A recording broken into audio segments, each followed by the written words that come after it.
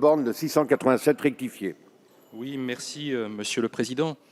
Le gouvernement a décidé de maintenir le prélèvement de la CSG et de la CRDS sur les revenus immobiliers des non-résidents et d'en réaffecter la recette vers des prestations sociales non contributives comme le FSV et la CNSA.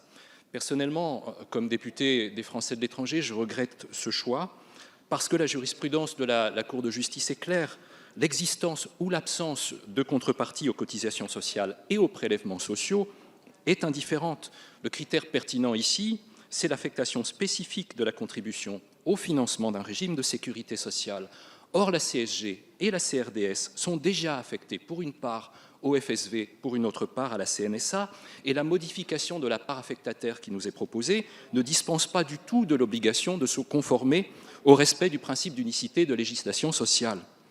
En droit européen, et je suis désolé de contredire mon collègue et ami Dominique Lefebvre, ni la CSG ni la CRDS ne sont considérés comme des impôts. Ce sont des prélèvements sociaux qui entrent dans le champ d'application du règlement 1408/71 et du règlement 883/04.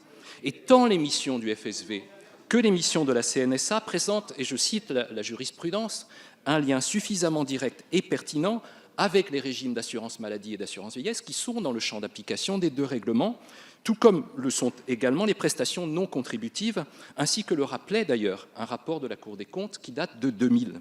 Voilà, ça fait 20 ans que la France affronte l'Union européenne d'une manière ou d'une autre sur la question de la CSG et j'estime qu'il faut pouvoir en sortir.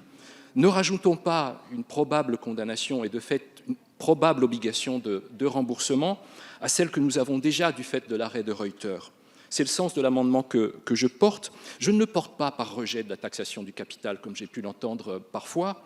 Je le porte simplement en défense du principe d'unicité de législation sociale, qui est une formidable garantie de droits sociaux depuis plus de 50 ans qu'existe le droit européen de la sécurité sociale et qui, pour nous à l'étranger, pour nous Français à l'étranger, qui disposons de carrières et de vies fragmentées entre plusieurs pays et plusieurs ordres juridiques, est la source du soutien et des garanties dont nous pouvons jouir, Dieu merci, grâce à l'existence de l'Union européenne. Merci, Monsieur Le Borne.